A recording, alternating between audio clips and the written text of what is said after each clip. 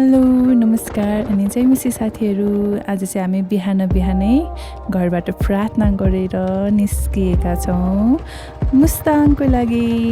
र अहिले चाहिँ बिहानको 6 बज्न लागेको छ अनि हामी चाहिँ प्रार्थना गरेर निस्किएका छौँ र आज एकदमै एक्साइटेड छु किनकि यो चाहिँ हाम्रो ड्रिम प्लेस हो।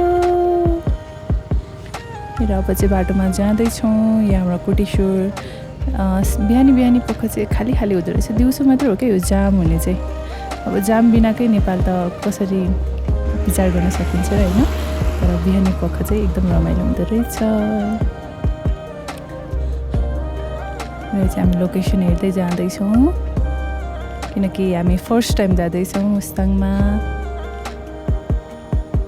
बकेट लिस्टमा वान अफ माई फेभरेट टपमा रहेको चाहिँ मुस्ताङ हो, जो चाहिँ मेरो हस्बेन्डले मेरो ड्रिमहरू पुरा गर्ने प्रतिज्ञा गर्नुभएको कारण आज मलाई लाँदै हुनुहुन्छ। यो चाहिँ बिहानी हामी जाँदैछौँ। बाटो राम्रो रहेछ, सोचेभन्दा धेरै राम्रो लागिरहेछ। र बिहान चाहिँ सनराइज भएको छ, सूर्योदय।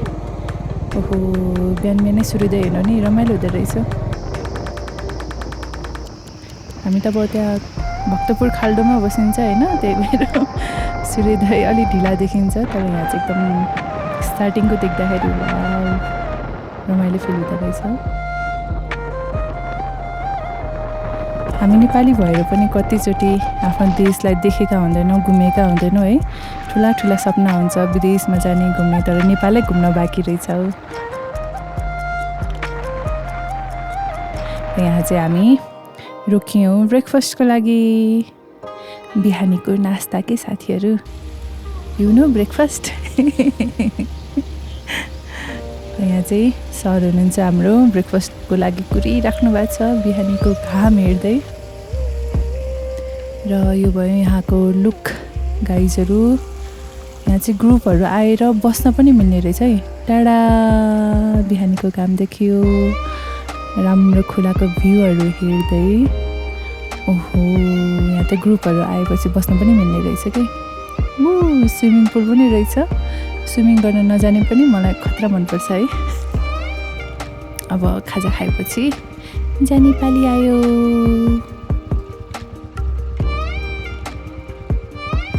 र नेपाल अनि जाम नहुनेको त कुरै नै आएन।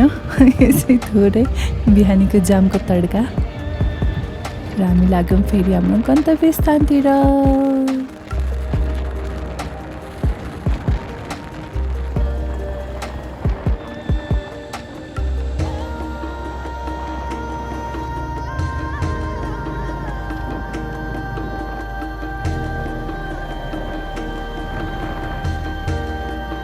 यति राम्रो भ्यू हुँदाखेरि चाहिँ होइन, परमेश्वरले कति राम्रो बनाउनु भएको भने थाहा हुन्छ। र यहाँ चाहिँ एउटा नानीले म्याउलाई खेलाउँदै हुनुहुँदो रहेछ, पिङ। कति ज्ञानी भएर बसेको। ओहो, र यति सुन्दर भ्यू देख्दा चाहिँ महसुस हुन्छ कि हामी प्रकृतिमा हाम्रो देश कति धेरै धनी छ कि। कति ठाउँहरू घुम्न नै बाँकी रहेछ, कति ठाउँहरू हेर्न नै बाँकी रहेछ होइन। ओहो, यो नहेरिकन जिन्दगी सकेको भए त जिउनु गर्थ नै रहेनछ नि।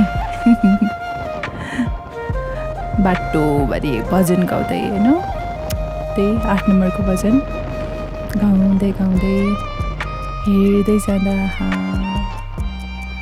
आनन्दको ठाउँ।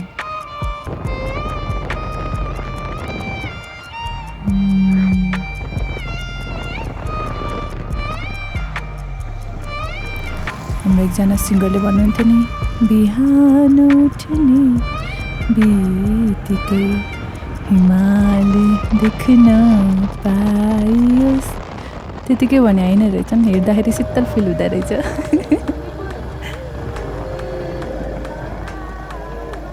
वाह साथीहरू, हरियो वन नेपालको धन भनेको चाहिँ यही हो है। कस्तो राम्रो भएछ हौ रोडहरू त। नेपालमा नि यति राम्रो रोडहरू छ मैले सोचेकै थिइनँ। अब भक्तपुर काठमाडौँमा त चारैतिर खाल्डाखुल्डी होइन, 8 8, 9, 10 कति घुमाउन मिल्छ नि त। यहाँ चाहिँ राम्रो पिच रोडमा आहाहा। यो चाहिँ हाम्रो नेपालको खोला। अलि अफ सिजन भएको भएर अलिअलि सुकेछ।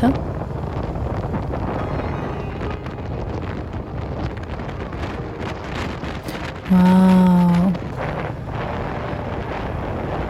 यति नजिकबाट त मैले हिमाल पहिला देखेकै थिइनँ हौ। यति धेरै सफा। हेर्नुहोस् त साथीहरू। ओ वाउ,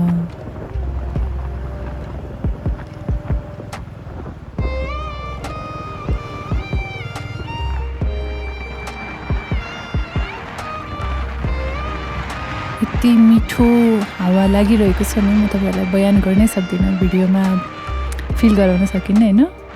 एकदमै रमाइलो छ।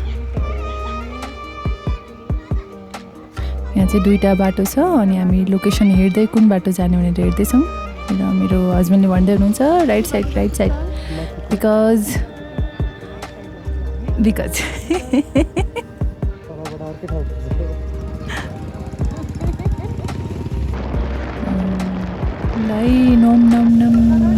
झरेना ननुहाउनु भएको दाजुभाइहरू चाहिँ यताबाट आउँदाखेरि सर नुहाएर जान मिल्ने रहेछ। साथीहरू अब चाहिँ हामी यति बेला बेनी आइपुग्यौँ। बेनी आउँदै रात पनि पर्यो अनि धेरै थाक्यो पनि, त्यसैले हामी बस्दैछौँ। चप्पल चाहिँ ल्याउनु बिर्स्यो, चप्पल किन्दैछ। चप्पल बोकेर हिँड्दैछ। र आज चाहिँ हामी बेनीमा आइपुगेका छौँ र यहीँ नै बस्नेछौँ। र आजको हाम्रो मुस्ताङ टुरको डे 1 को भ्लग यति नै रहेको छ। गुड नाइट, गुड मर्निङ साथीहरू। र आज हामी बेनीबाट फेरि पनि निस्केका छौँ मुस्ताङतर्फ। र आज चाहिँ हाम्रो डे 2 रहेको छ र जानलाई म रेडी छु। के तपाईँहरू रेडी हुनुहुन्छ? ल है त जाम। र यहाँ चाहिँ मेरो sleepy head sleeping beauty ready हुनुहुन्छ जानलाई।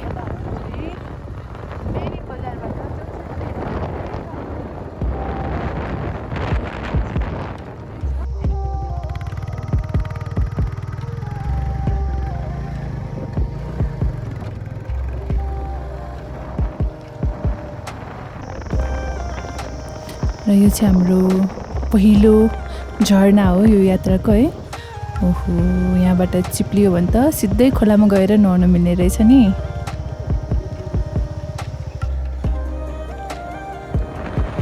तर 90% बाटो राम्रै छ, 10% चाहिँ कतै त्यो बाटोमा झरना बगिरहेको भएर हल्का अप्ठ्यारो छ। तर बाँकी भनेको चाहिँ एकदमै सही छ बाटो। मैले सोचेभन्दा धेरै राम्रो छ बाटो होइन।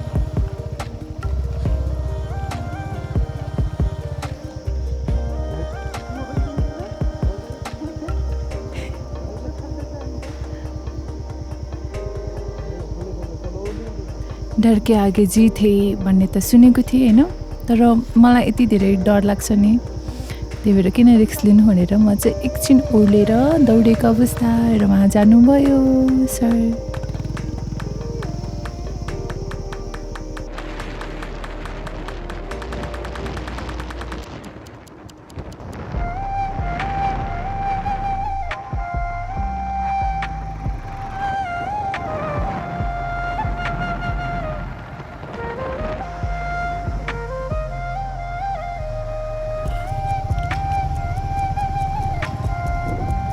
भिडियोमा जति देखिएको छ नि साथीहरू, त्योभन्दा एकदमै राम्रो छ दृश्य है। त्यही भएर एउटा मुभीमा पनि भनेको थियो नि, यो हाम्रो आँखा चाहिँ ओरिजिनल क्यामेरा हो कि, बाँकी क्यामेरा भनेको त जस्ट ट्राई गर्ने हो होइन, क्याप्चर गर्ने, तर आँखा जस्तो ओरिजिनल क्यामेरा चाहिँ कहीँ पनि पाइँदैन।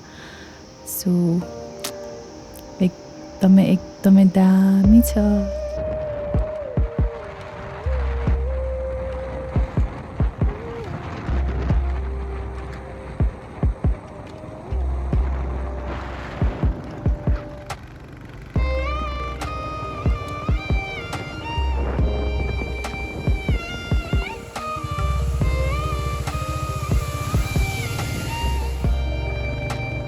यो चाहिँ रूपा खोला,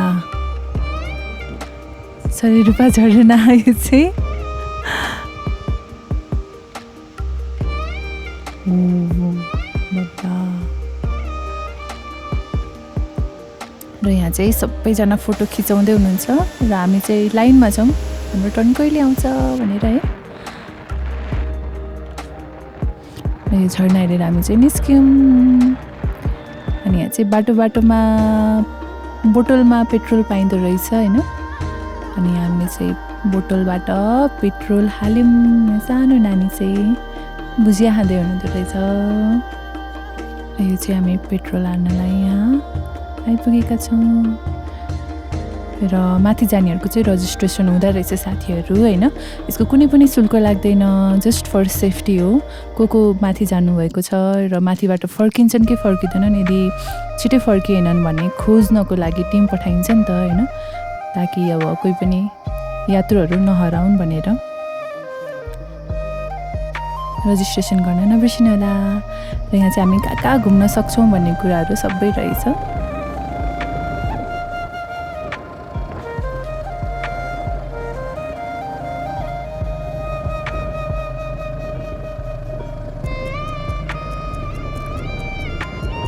बिहे गरेर मान्छेहरू हनिमुनको लागि सिमला स्विजरल्यान्ड जान्छन् भन्छ नि। ओहो, त्यो ठाउँहरू त मैले देखेको छुइनँ, तर आइएम स्योर नेपालको पनि छुट्टै विशेषता छ कि यति राम्रो। वाउ, यो झरना साथीहरू आँखाबाट हेर्दा यस्तो दामी छ नि, आँखा अगाडि नै छ कि क्यामेरामा चाहिँ अलिक कम देखिएको छ है। र यहाँ चाहिँ हामी खाना खानलाई एउटा आमाकोमा रोकिएका छौँ। आमाले हामीलाई आफ्नै हातले पकाएर खुवाउने भन्दै हुनुहुन्छ। सो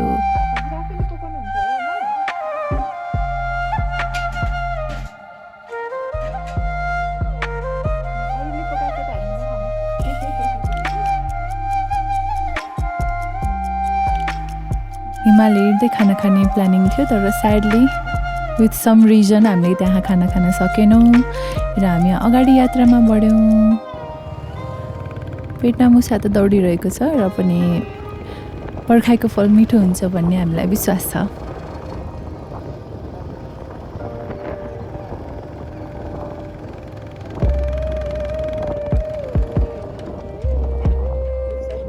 साथीहरू, यदि तपाईँ नेपाली हुनुहुन्छ र नेपालमा आएर नेपालको यति सुन्दर दृश्यहरू देख्नु भएको छैन भने नि तपाईँले नेपाली हुनुमा समथिङ मिसिङ गर्दै हुनुहुन्छ है।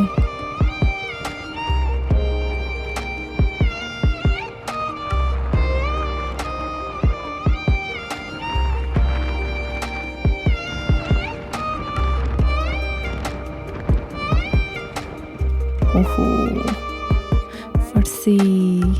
र यहाँ चाहिँ हामी खाना खान रुकेका छौँ। ओके, हामी चाहिँ यहाँ खाना खानेछौँ र यहाँ फर्सी, दामी फर्सी देखेँ मैले होइन, तर फर्सी होइन, हामी चिकन खानेछौँ।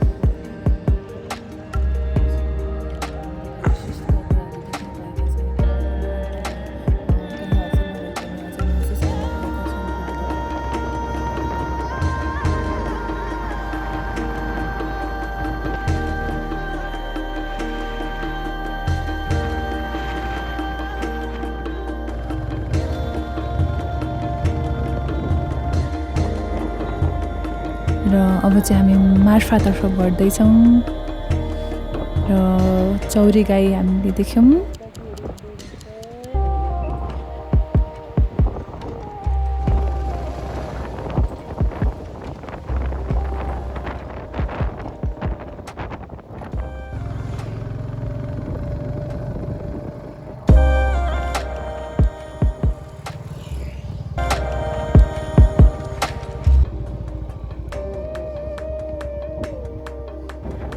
र यो पहाडको बाटोमा पनि यति राम्रो पिच गरेको बाटोहरू, यति सजिलो बाटोहरू है।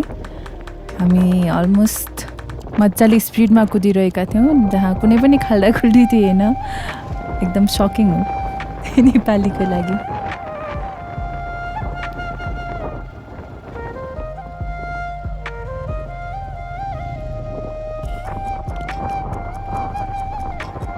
र अब चाहिँ हामी मार्फा आइपुगेका छौँ र यहाँ चाहिँ हामी केही पुरानो भिन्टेज घरहरू पनि देख्न सक्छौँ।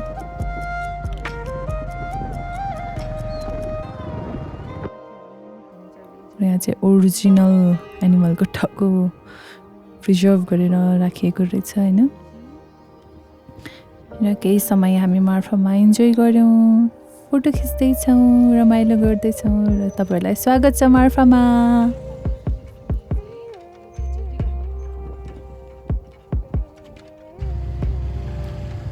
र आज चाहिँ हामी मार्फामा घुमेर यहीँ नै बस्दैछौँ।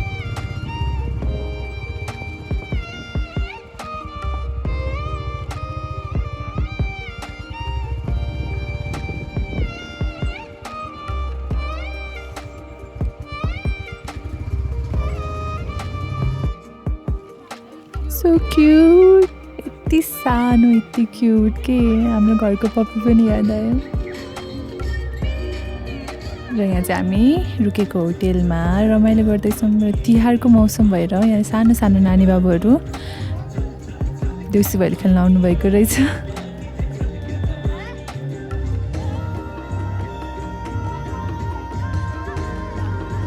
र सानो नानीहरूको सो प्योर एन्ड इनोसेन्ट फेसको रियाक्सनसँग हामीले डान्सहरू हेऱ्यौँ।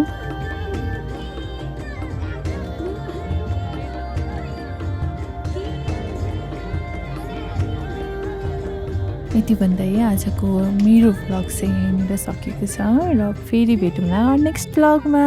By by.